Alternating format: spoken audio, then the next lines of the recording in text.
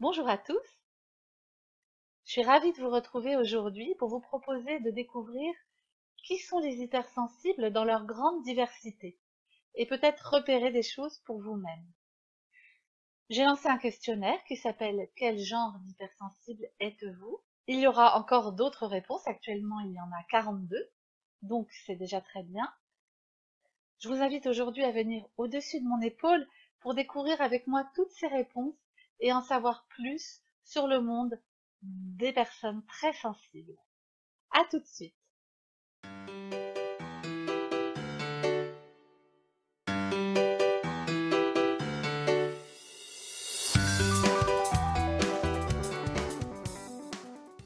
Je vous rappelle un instant les conditions de ce sondage.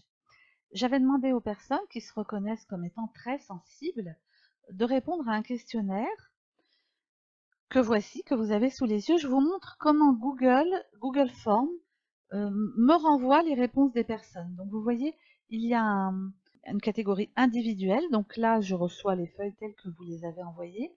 Et puis surtout, il y a une catégorie ici résumé où Google fait des graphiques pour qu'on ait une idée des statistiques.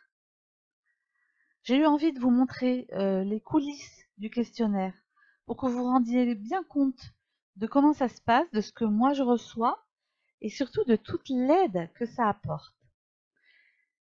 Alors ici, vous voyez, j'ai eu 42 réponses exploitables depuis à peu près 4 jours que j'ai lancé le questionnaire sur le net, ce qui est, je trouve, un très bon nombre quand on pense que les instituts de sondage nationaux se font des statistiques à partir de 200 réponses.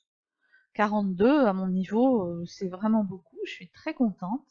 Évidemment, j'en profite pour remercier chaleureusement les personnes qui ont répondu.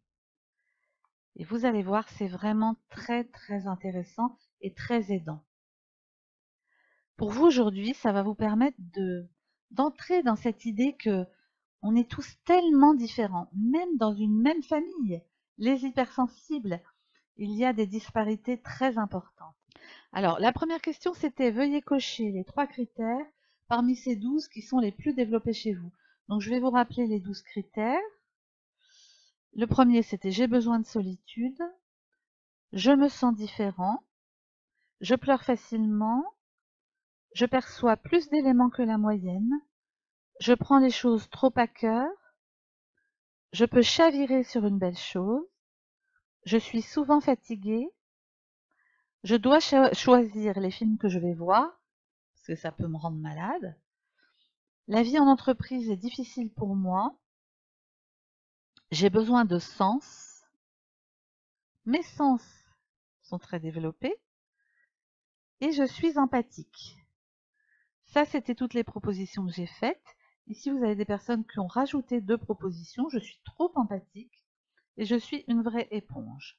On voit tout de suite, visuellement, on a tout de suite une idée de ce qui se passe pour les personnes qui ont répondu.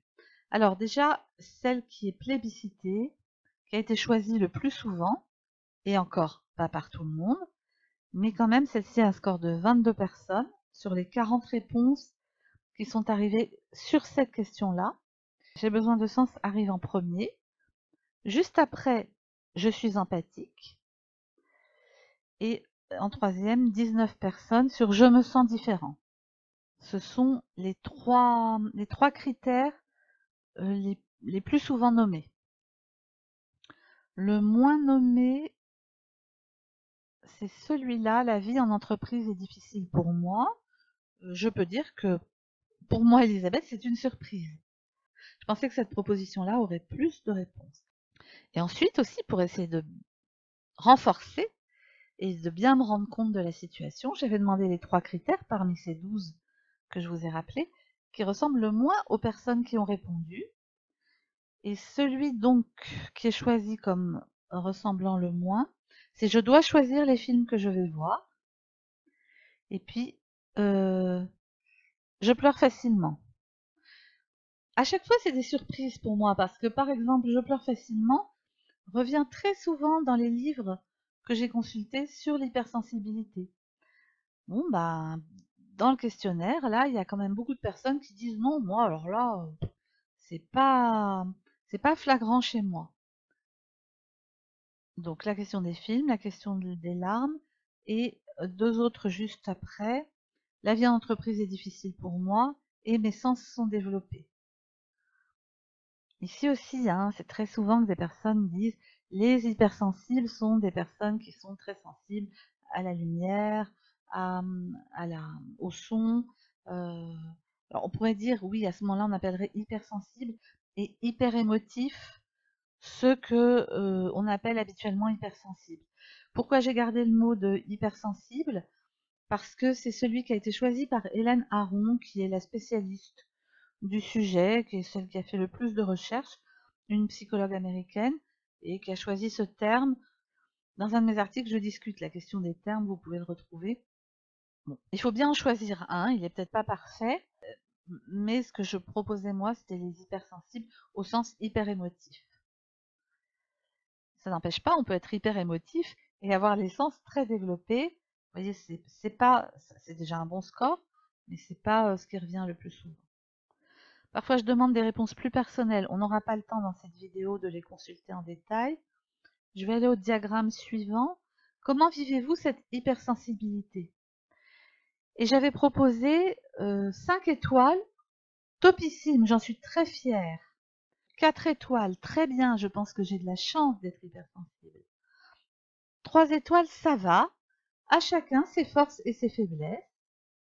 2 étoiles, c'est pas tous les jours facile.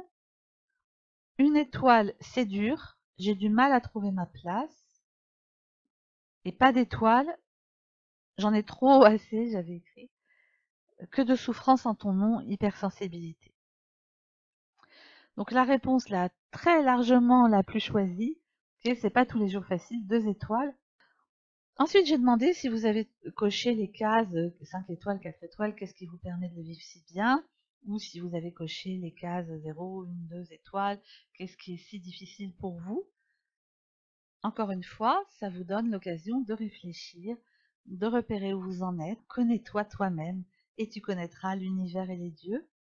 Pour cette question-là, il y a eu 10 réponses. Le fait d'appréhender le quotidien et les gens au-delà de l'apparence, avoir trouvé une vie qui me correspond, des amis qui sont aussi très sensibles, des enfants qui ont une sensibilité proche de la mienne, bref, ne plus me sentir un ovni, ni accepter qu'il faudrait que je m'endurcisse, bref, accepter qui je suis. Je suis vraiment heureuse de le voir désormais comme une chance et non plus comme un fardeau. Depuis peu, j'ai pris conscience qu'il s'agissait davantage d'une force. Je me sens presque plus légitime encore pour aider les autres et je cesse de me sous-estimer. J'ai compris que mes valeurs étaient nobles et que mon hypersensibilité n'y était pas pour rien. Je suis droite dans mes bottes et fière de ça. Je crois que la vie m'a apporté une grande force, car cette sensibilité m'a rapprochée des plus démunis. Je pense que vous êtes comme moi très heureux de découvrir toutes ces réponses. Ça va être un peu long de tout lire. Et bien sûr, on va regarder les réponses là pour qu'est-ce qui est le plus difficile à vivre. Je m'en veux parfois de ne pas arriver à dire non et expliquer que c'est trop dur ou trop compliqué pour moi, que je me sens dépassée. Tout, l'incompréhension des autres, de porter la misère du monde, de me laisser déborder par mes émotions qui m'envahissent sans prévenir. C'est la raison pour laquelle mon tout premier programme va concerner les émotions. De sentir la méchanceté et le mensonge chez tant de gens, vivre sans être et pouvoir aimer, sans échange ni partage, sans réciprocité. Voilà, encore une fois, je ne peux pas tout lire. Merci, un grand merci à tous ceux qui ont participé. Ce que je peux vous dire encore sur un questionnaire comme celui-là, c'est que moi, il me permet de mieux vous aider. Vous, il vous permet de faire le point, de mieux vous situer, de regarder là où vous avez encore des choses à travailler, là où c'est OK, vous sentez que c'est bon. Je voudrais dire aussi un petit mot par rapport à ma demande de l'adresse email. Je vous la demande parce que sur le net, on se revoit plus si vous passez une fois comme ça, hop, par exemple, vous répondez à un questionnaire, puis il n'y a plus d'interaction entre nous. C'est vraiment dommage. Le mail ne vous engage à rien, je ne vous connais pas plus pour autant, mais d'un autre côté, ça permet de rester en interaction.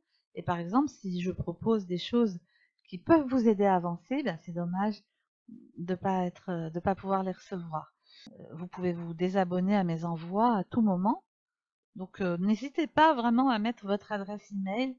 C'est intéressant à mon avis pour tout le monde. Je voudrais dire encore un mot par rapport au témoignage, toujours dans cette politique de confidentialité. Lorsque vous êtes d'accord pour faire un témoignage, c'est formidable parce que ça va aider les autres, ça va toucher, d'autres personnes vont pouvoir se dire ah oui, je suis plus près de ça ou moins près de ça. Donc je suis vraiment très très contente quand vous acceptez de faire un témoignage. Mais si ce n'est pas votre demande, je ne donne jamais la possibilité de reconnaître des personnes à travers des éléments que vous me transmettez. Pour ceux qui ont la gentillesse de m'envoyer des messages, de faire des commentaires, de répondre à ce type de questionnaire, etc.